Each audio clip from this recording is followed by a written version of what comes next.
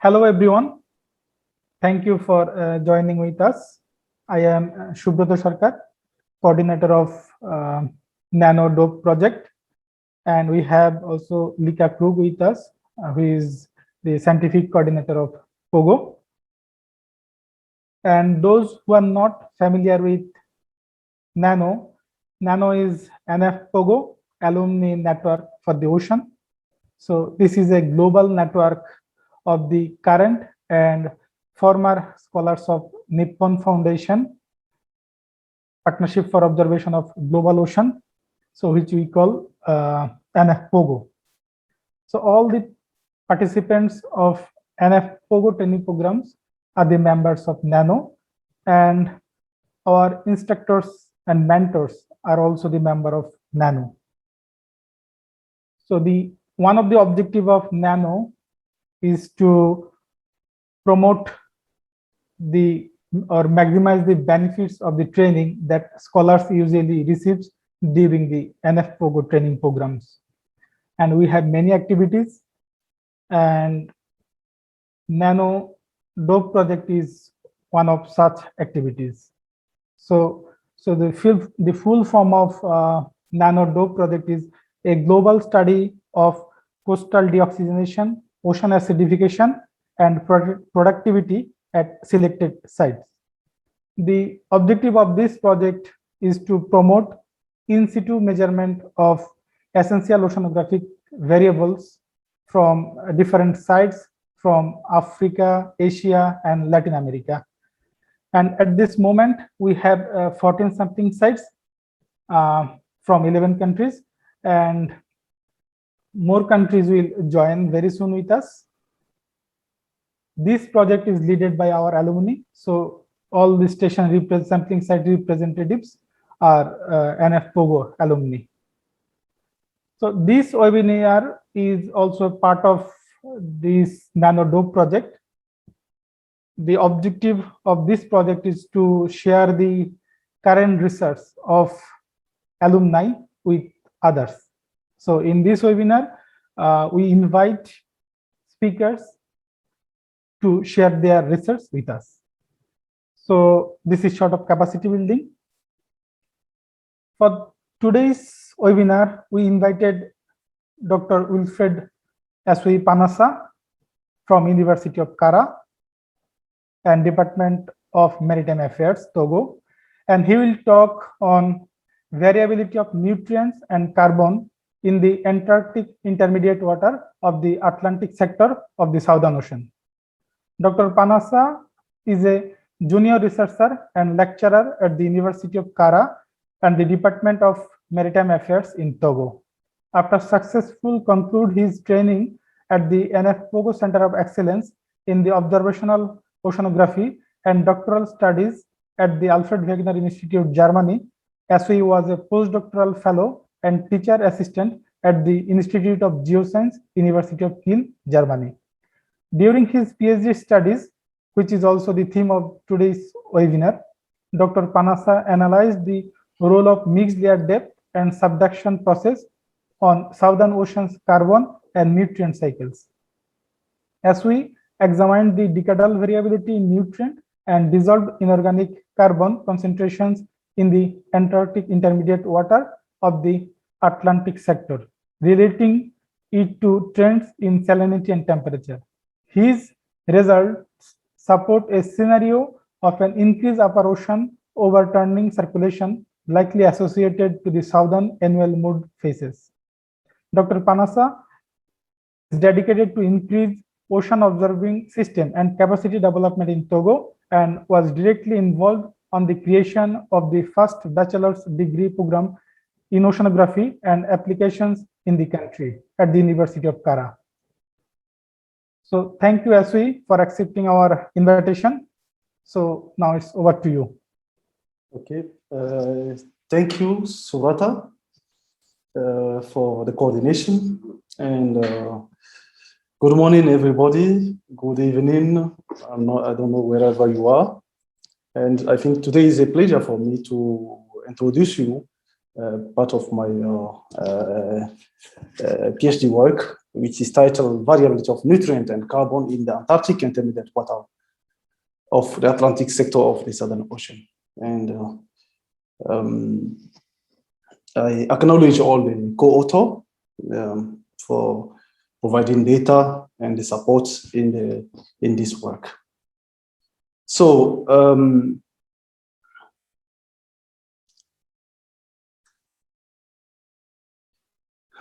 I mean, it's very important to know that for the Southern Ocean, I think for those who are not familiar, is that we should know that it is a high nitrate and low chlorophyll area, and which means that there is large amount of the nitrate, but that are unused, probably because of the iron limitation and the light.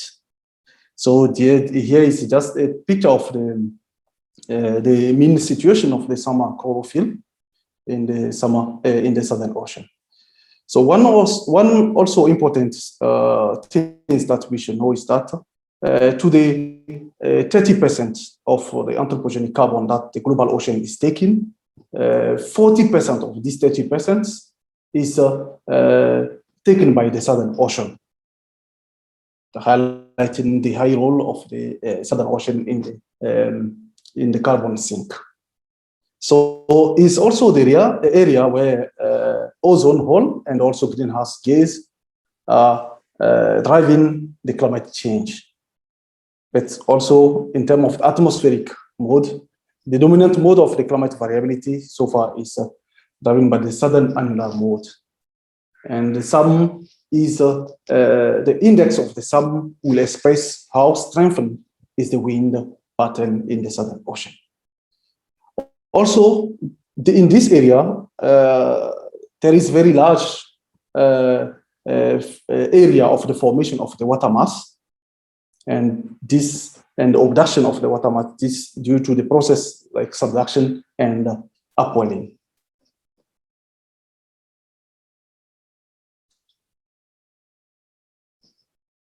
To go further, I mean, it's very important to have an idea about what is the overview of circulation of in the Southern Ocean, and this is the climatic meridional overturning circulation in the Southern Ocean that I'm showing here. And the main important thing that we should keep in mind that in this area we have a really strong wind that is blowing on the surface of the ocean in around the Antarctica. And in response to this wind, we have the divergence of the surface water. And this surface water will lead to the more upwelling of the upper circumpolar deep water that is connected to the North Atlantic deep water, the part of the overturning circulation, meridional overturning circulation. And this water mass are rich in nutrient, carbon, and so forth. So in response to the Ekman transport and the surface area, then we have this surface water can be transported further north to the polar front zone, Antarctic polar front zone, where it's again in buoyancy and then sink there and form the Antarctic intermediate water mass that is we are concerned today, and along with the subantarctic mode water. So this the formation of this two water mass play an important role. It fuels the we can say a third quarter of the primary production or biological export production in the north of the 30 degrees south, so in the low latitude. But further in the for the water mass that are transported southward to the Antarctica, now there they will become much more colder, and also because of the release of the brine, then they will sink and now to the bottom water where they form the Antarctic bottom water, and this now will circulate toward a low latitude area. So this is the overview of the mean circulation in the Southern Ocean. So about the variability and the change in the atmospheric level, like I told you before, is the southern annular mode, which is the dominant atmospheric mode that drives the variability and change in the atmospheric level. And this also have the impact on the wind belt around the Southern Ocean. And the SUM index is precisely defined as the pressure or sea surface heat anomaly between the latitude defined by Marshall, like the difference of sea surface heat between the latitude of 40 degrees south and 60 degrees south. And what we see around this picture, around this wind, that we have a strong belt of the wind around in the Antarctic, around the Antarctic. So computing the SUM index will give us the how is evolving the strengthening of the wind over time. And here you have the SUM index that is showing that since the 90s, we are now shifting to the more positive SUM index, which means more wind in the Southern Ocean. So in terms of the ocean, then we have some freshening due to the wind interaction and the sea ice melting. This leads some in some area of we have some freshening. We have also in some area where you have also the precipitation now overcome to the evaporation, and also like a subpolar region where it increase also the freshening. But also we are now, due to this global warming, now Southern Ocean is also dumping the warming in the subsurface layer. Then the regional cooling due to the wind stress, but mostly the strong signal in the Pacific. So we have also then some substantial variability, that's other author that has analyzed like cruise data and all this, and find that there is some significant change in carbon and nutrient, mostly in the Pacific, Australian and Indian sector, and also in the weather gyre. But so far, the time of my study, we were missing to understand how the nutrient and carbon, the decadal variability of the nutrient and carbon in the Antarctic intermediate water matter and subantarctic mode water of the Atlantic sector. But in this study, I focus on the Antarctic intermediate water mass. So here is the sampling, oceanographic sampling location of the cruise that we use in our for this analysis. And these are the variables that we use, the biogeochemical components, and along with nutrient, along with hydrographic data, which are temperature, salinity, and oxygen. And they are from the global analysis data for the analysis. And at that time, we have a new cruise that was for pollution that was not included in the global data set.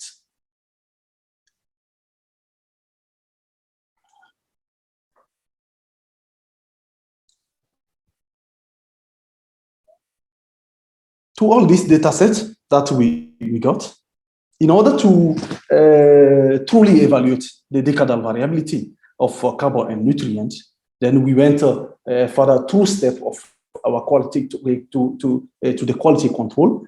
And the first, to select the cruise that that fits our criterion, and they are in total 3. That's the cruise sample, the spatial resolution is very sufficient, and also that they can sample much much more of the data north of the Antarctic polar front. So I forgot to let you know that on this the gray line, the black line that you are seeing here from north to the south is now the subtropical front, and then the subantarctic front, and then Antarctic polar front. That means we have all the crews can sample much more of data north of the Antarctic polar front, because it's north of this front that is from the Antarctic intermediate water mass. And also, the data that are flagged good enough. And also, we have also the source area that the maximum cruise that a sample in the source area of in the least ventilated water mass of this region, which is located in the weather jar. So in terms of the quality control, what we did is that first we select all data in the Antarctic intermediate water mass level that we from our new cruise, which is 2014. That's because all GLODAP data that, let me highlight that all the GLODAP data set that we use primarily are already qualified, controlled by the GLODAP team. But in order to refine our the consistency of the new cruise that we add to the GLODAP cruise that exists in the time that we are analyzing data, then we check for the consistency for this data. But then to do that, we need to we select the water mass in this area where highlighted by the red box, where we know that there is a least ventilation of this water mass, which means that the property of the water mass are quite preserved over time. So to check the consistency, what we did that all the biogeochemical variables that we have here, along with oxygen, we regress them linearly against the potential temperature data that are between the minus 0.4 and 0.2, because it's within this area that we have the least ventilated water mass. And now taking for the theta value, which means the potential temperature theta equal to 0. Now we check for the intercept for the all cruise that we use for checking the consistency or for the quality control. And now the intercept of all the mean value either we take the difference between or the ratio of this the mean intercept of all cruise and each cruise all the time in order to get the correction factor. So for the grading, we as all the cruise data that we are sampling, they don't have all the same spatial resolution. That is, we grade this data test along 0.5 degree time step, but using the sample objective mapping interpolation method. And this method is really was benefit because it's assign equal weight to all cruise data, and now resample them on the same grade. And now doing this, now we were able now to take into account the overestimation of the cruise data have more observation compared to other one. And now having the graded data with the equal weighting, now we filtered this data set within the Antarctic intermediate water mass that we extracted within the neutral density water mass of 27.4. This is this is the density line where fits our Antarctic intermediate water mass. And now we average all the property of this water mass and also compute the standard deviation in order to see the variability. Also, we use also the application of the time trends of the mean value of our cruise in order to see the change that are occurring over the long time. And for the interannual range, we also compute the interannual range in order to see how large is the amplitude of our variability. So here we summarize all the adjustments that we apply to get the consistency at a regional level for our data set for all the variables. And this is for all cruise that we use, because for the cruise that sample north of the polar front and have represent well the Antarctic intermediate water mass was about 5 cruise, and all for all variable. Now we in the table here we are seeing the adjustment value that And this adjustment was really lower compared to the minimum adjustment level of the global data set. And this, after that, now we were able now to analyze the decadal and natural variability. So now is part of the result where we are showing now the variability that we obtain in the nutrient and the carbon component in our Antarctic intermediate water mass. And one thing that I want to highlight first is that this seems like a box plot, but it's not a box plot. But the things that we are seeing is the gray circle that you are seeing here is the data, the grid data that we have, which are the raw data. And now the blue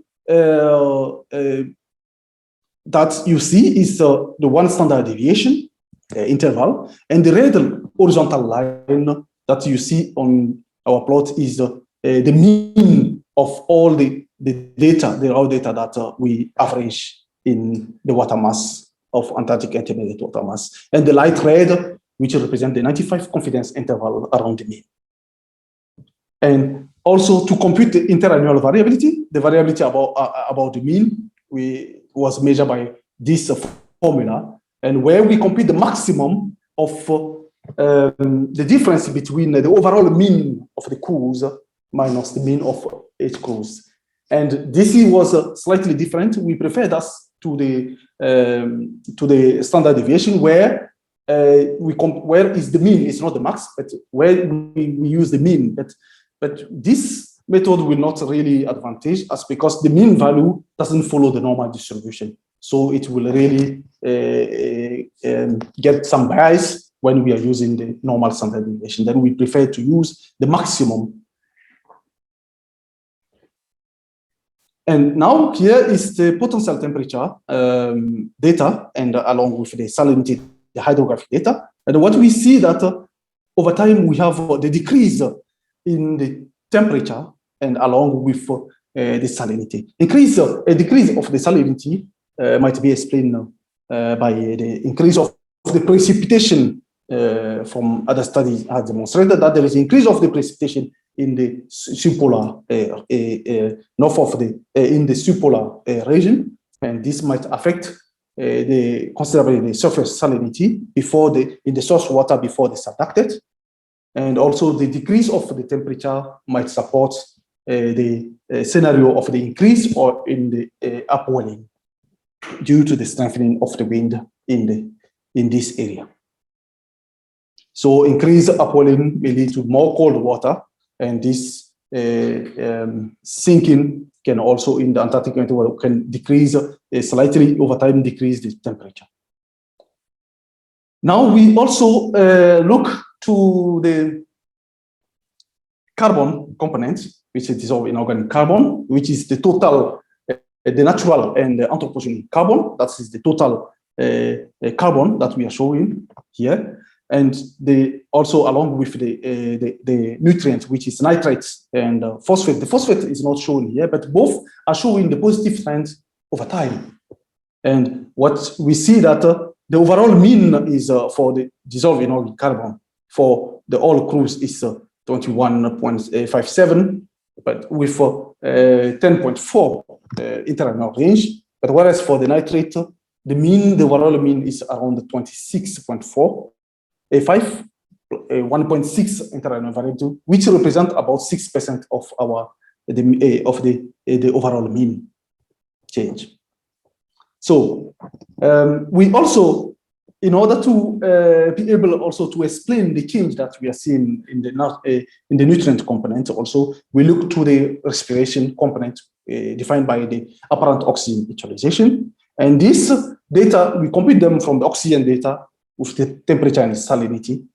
And we also see some positive trend in the AAU, which suggests that if we want to explain the nitrate change, the carbon change, look into the ratio between the AAU and the carbon, we can see that in this area, due to from the previous study, Anderson and Sarmiento, it should be in the ratio of 0.7, but whereas in our study, when we compute, it's 0.23, which is rather low, then which suggests that, yes, the remineralization might play a role, but the importance of the remineralization to explain all the change in GIC might not be the true explanation.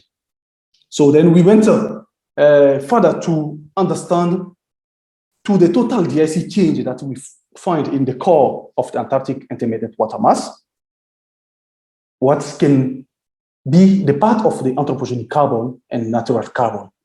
So to do this, we follow different steps.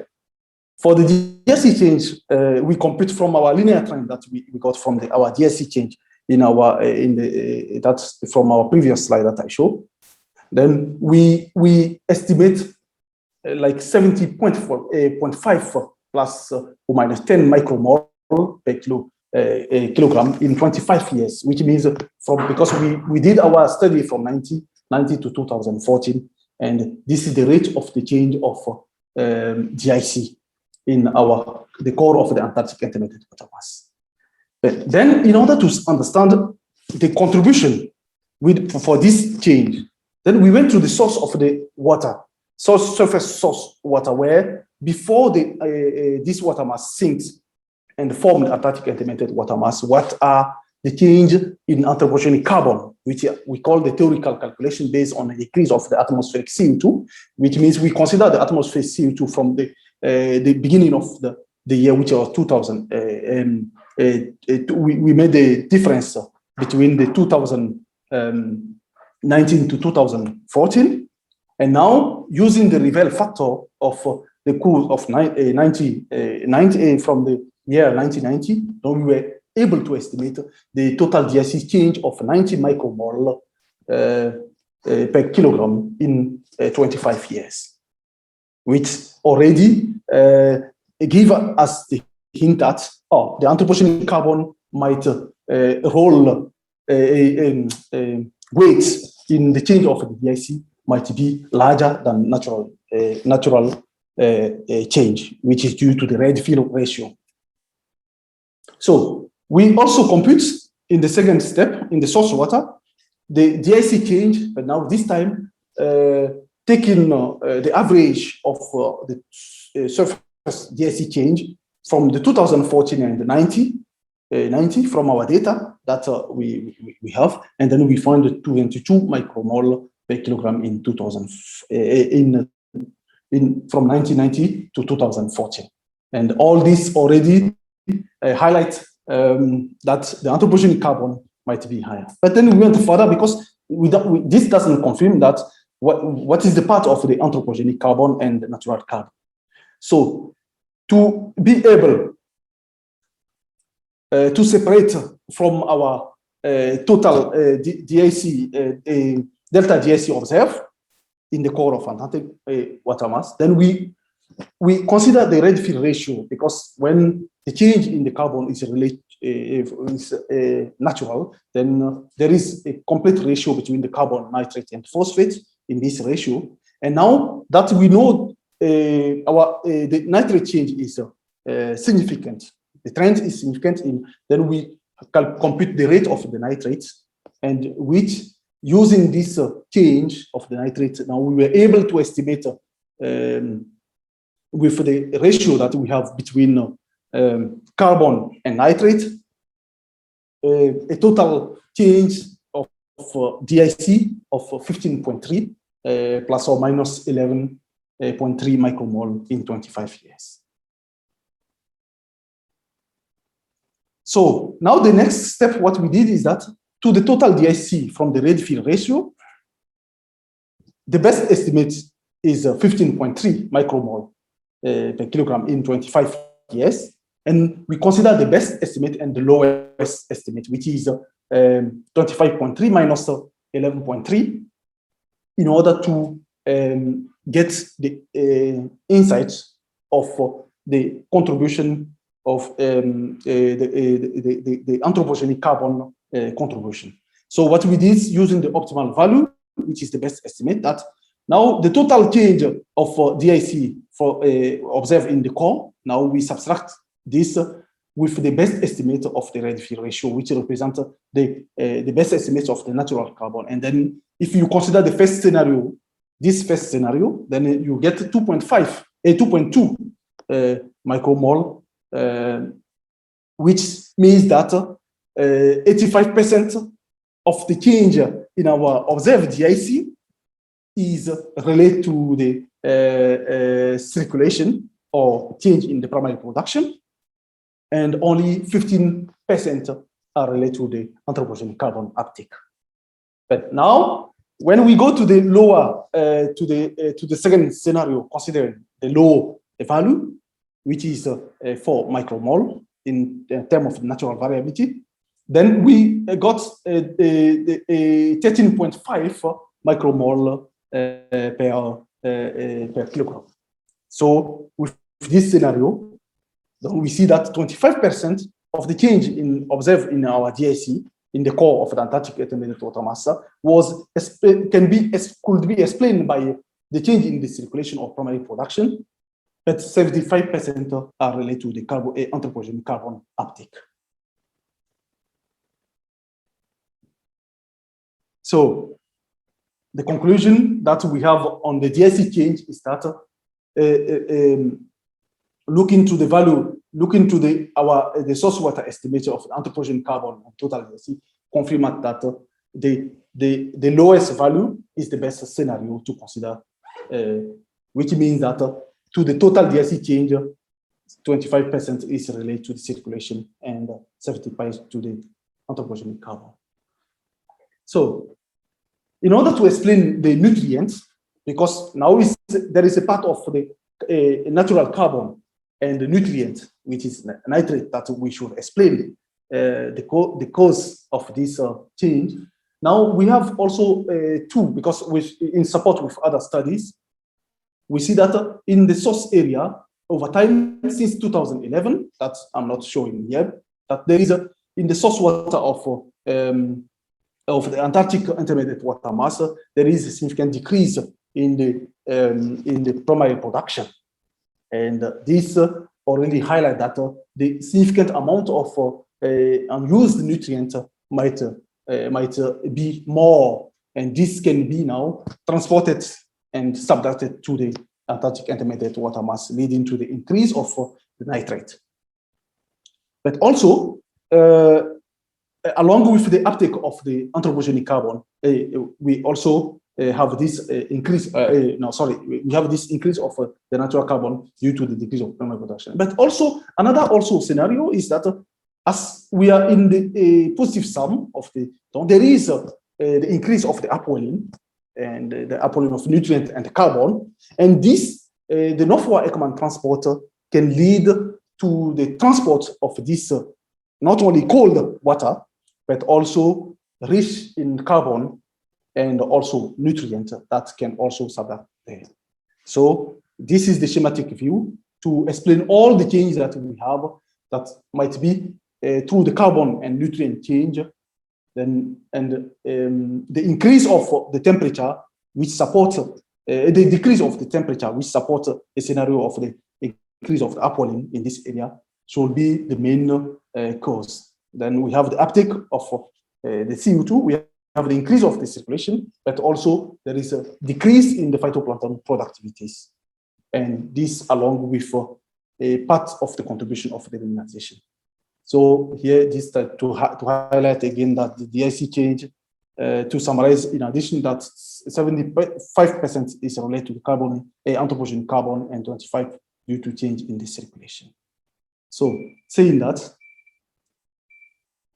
I can leave you with this take-home message for this part of my PhD work that I did, relate to this topic, variability of nutrient and carbon in Antarctic intermediate water mass of the Atlantic sector.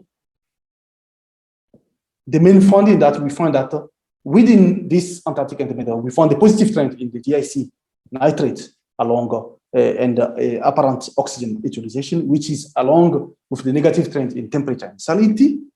This change supports a scenario of the increase in the upwelling, but also we have a smaller contribution of the remineralization and decrease in net primary production. And to the total DIC change, so 75% are related to the anthropogenic carbon uptake, but whereas 25% are related to the circulation and together with the primary production.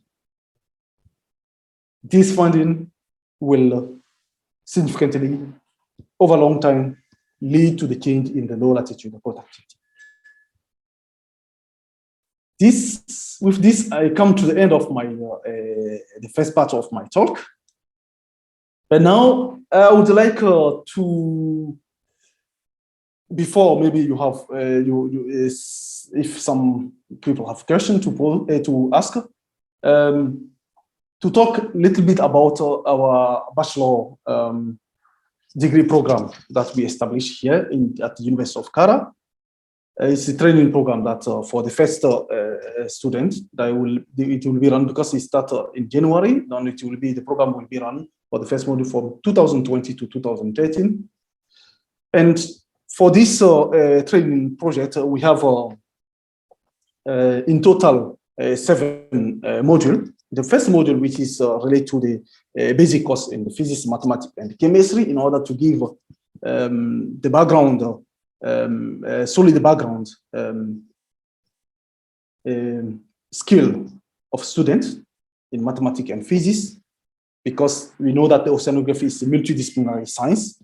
And then we have the module on the oceanography and the coastal meteorology, another module on the data analysis and applied statistics, policy management, of course, where we will handle problem related to the marine pollution. And also, we have the course on the maritime and portuary administration of ocean observation, and also on the halieutic resource and fishing with some components on the marine aquaculture. So this program started in January 2021, and number of the students there are 21, 13 women and 8 men, and who can apply is all the economic community of West African states, but also international students. And the lecture that we are giving handling this program are both in the national and international level. So here just few pictures to give you the overview about to give you a short view of the students here, where we were making a pedagogic visit of the Maritime and the Meteorological Service in April 2021. And here they are, all the students they are here. Then we take a group picture, well, because of the coronavirus time, then we all have all this. And then now here we were in the Meteorological Service, seeing how the process of evaporation happened on the surface within in this service, and other components, how they do the forecasting and all this. And here we were in the port, in the port of the zone, in our, well, we call it in the portier zone, exactly. So, and this is just to give you this few information. Thank you very much for your attention. Thank you. Thank you, Essowè, for your interesting talk, and congratulations for starting the first bachelor degree in oceanography in Togo. So now we will go for question and answer session. So participants, if you have any question, you can ask, or you can write in the chat box. So the floor is open. So if anyone have any question, you can just ask.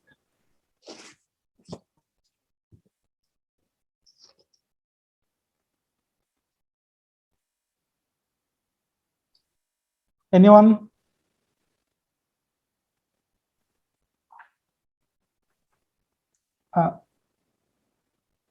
Maybe I can start first if. Yeah, Essowè. Yes. I had one question regarding this correction factor. You used several correction factors to standardize the data, right? Yes.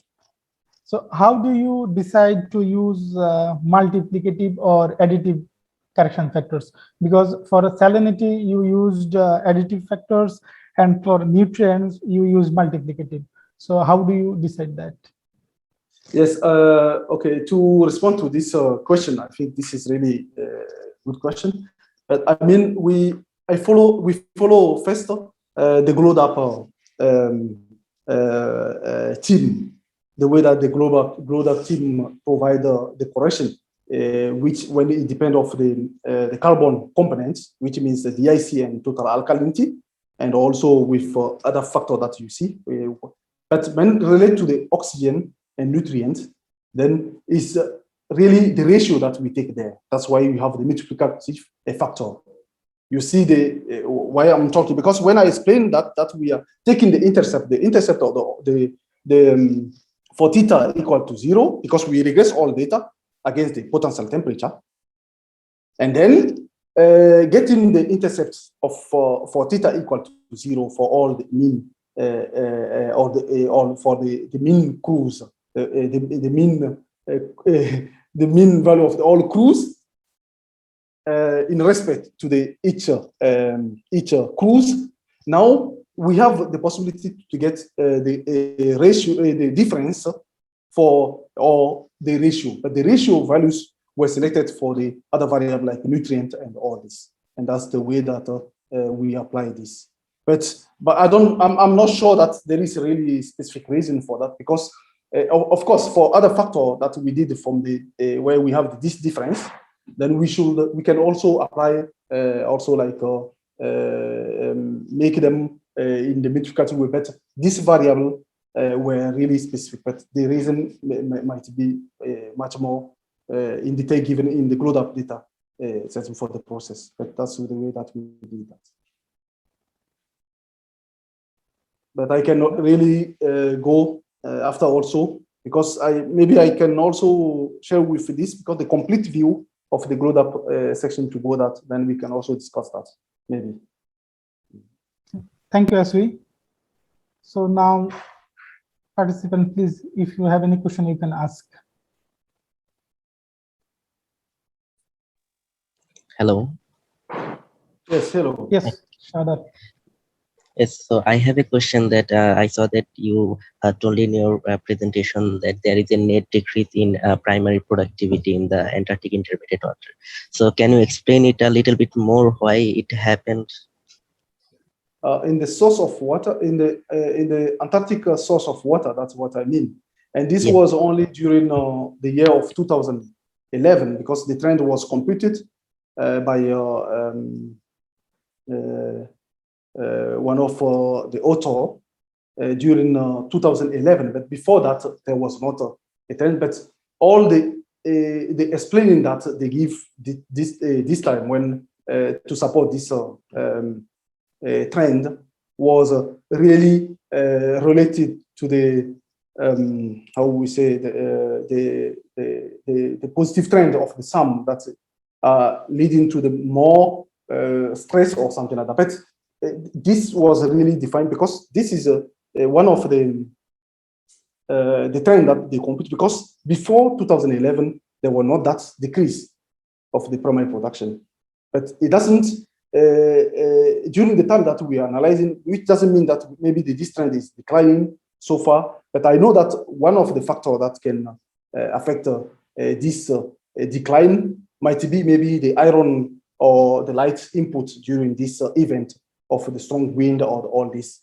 that can impact, have the effect on this trend. But then you know that you have quite large variability that can really change depending on the year, 2 year or decadal. That's the way that I can explain you. Okay, thank you very much. Exactly. Thank you. So we still have some time, so we can still take few more questions.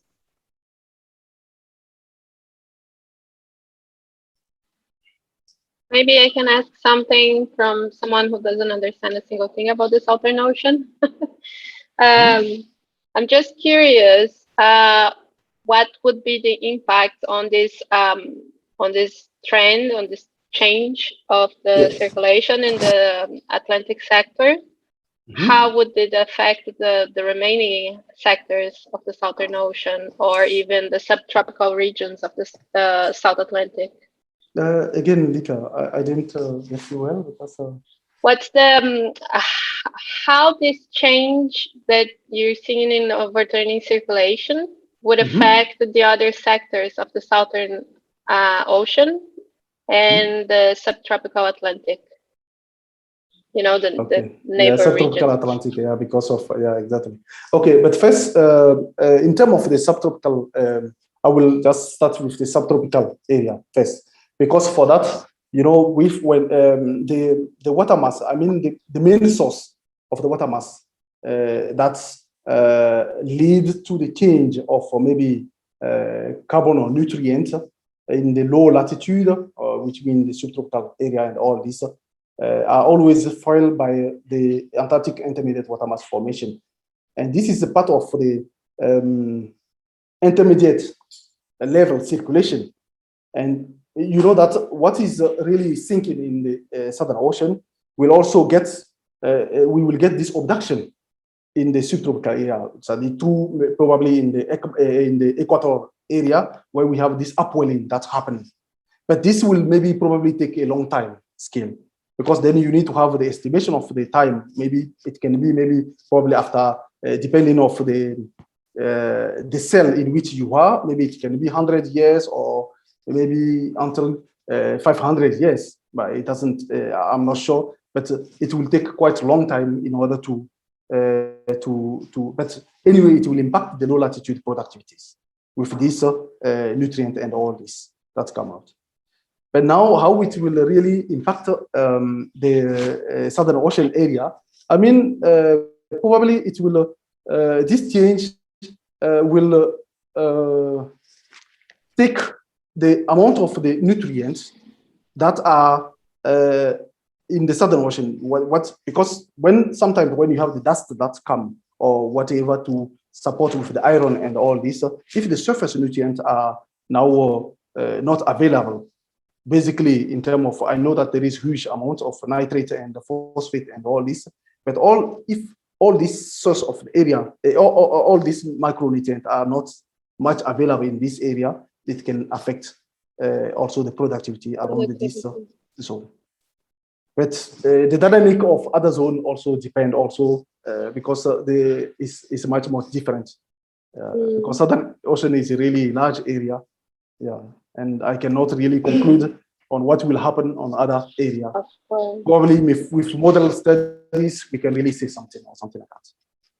Yes. And in global terms, the uptake of anthropogenic CO2, how is it the uptake of CO2 in the Southern Ocean comparing to the other regions? Is it bigger?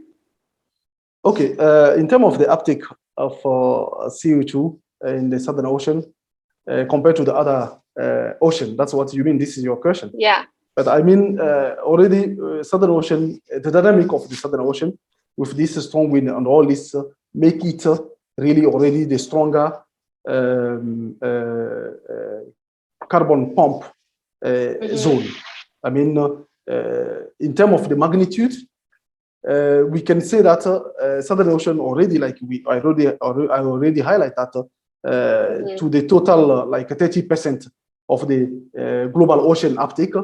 You see that 40% is of this 30% is the contribution of the Southern Ocean, and this is mostly because of the dynamic, you know, more upwelling, and then you have the sea surface anomaly that are really the colder area, and this really the solubility of the carbon might be much more higher in this area.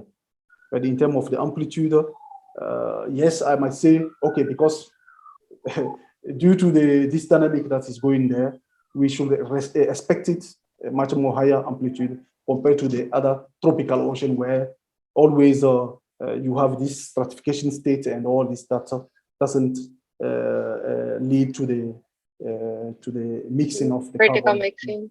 Exactly. Okay. Thank you. Yeah, welcome.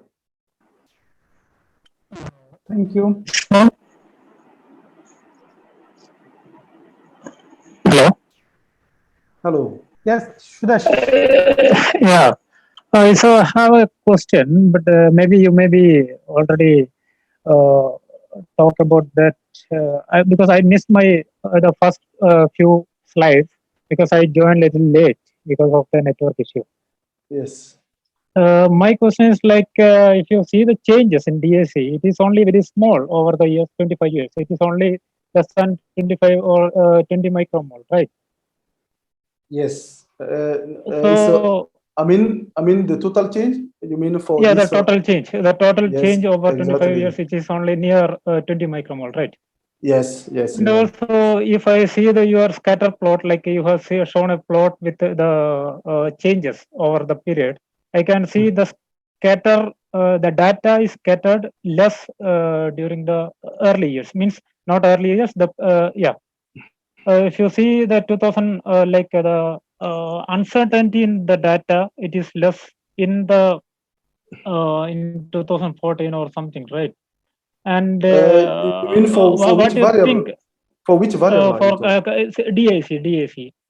For the DIC. Yeah, for the DAC. Okay, then okay. For the DIC, I mean, let me go there and then I can maybe see what you're talking about. For here, no? Oh, that's what. The back. Yeah. Oh, This is okay. you may go to your figure that is Okay, scatter. okay. Good. Here. Yeah, here. So, exactly. DAC. If you see the uncertainty in data in 2014, it is scattered less. That means we have improved our technologies for measuring the DAC over the years, right? I mean, for all this data, okay. Let me. In terms of technology, okay, yes. Yeah. So, what do you think? Over the years, we have improved our technology for measuring the DAC, and what do you think? Like this changes might be like because of different technology we used in either like in 1990 and 2014, the technology completely changed. The accuracy, precision, and all those things for this the technology used. So, how you do like applied the corrections over the years? Okay, I mean, maybe I might not be able to answer to this question, but concerning our analysis, all the same method was applied in order to analyze this dissolved inorganic carbon components. Mm-hmm. Yeah, the method was the same, and beyond like 2000, like you say, like if with the new technology in 2019 and all this, okay, that will be. I mean, one thing that I will really check, I will really do the same analysis, you know, because all the time I will try to compile all the data sets of the DIC from all the crews, you know, to check. Maybe I will show you first, maybe something that how we really come to the total. Oh, okay, I can explain. You know, when you compute all the data, then I will check them cruise by cruise, you know, referring to the data that have already like all the technology. And doing that, maybe I will really see if there is a really significant difference. That's the first thing that I need to do, because I need to explore my data and see if the new technology really is impacting the measurement of the DIC that we have. But the approach that we use probably is will not really be impacted by probably the new technology that you said, because in the new technology will maybe probably improve in the accuracy. Am I right or not? Maybe that will be one of the points, but I'm not expecting that. Yeah, true. The thing is like DAC is a very tricky parameter, I know. So when we measured like in the laboratory, it may go up to 1 to 2% error. Definitely, there will be error in approximately 1 to 2%. So and 2%. So like the uncertainty whether it is maybe because of the technology, or like it is a real change due to like over the years that I can see a good trend over the years from your graph. Yes, So, exactly. I think you should also check how the technology influence the Okay, well, that's a really good question. also. Maybe I should take this into account for the next step in order to see, maybe compile other new data sets from the new cruise beyond the 2014, and then see maybe how this might have the effect or something like that. Maybe you but I have to check that. Yeah. Okay, thank you. Yeah, thank you. But it's a really good question that I will. Thank you, Essowé, and thanks to all. So we will close our webinars here. So thank you, Essowé, for joining us, for accepting our invitation, and thanks to all the participants for joining us. Yeah, it's a pleasure. Yeah. And thank you very much. I'm very much happy to see you all. Thank you. You too. Thank you. Thank you.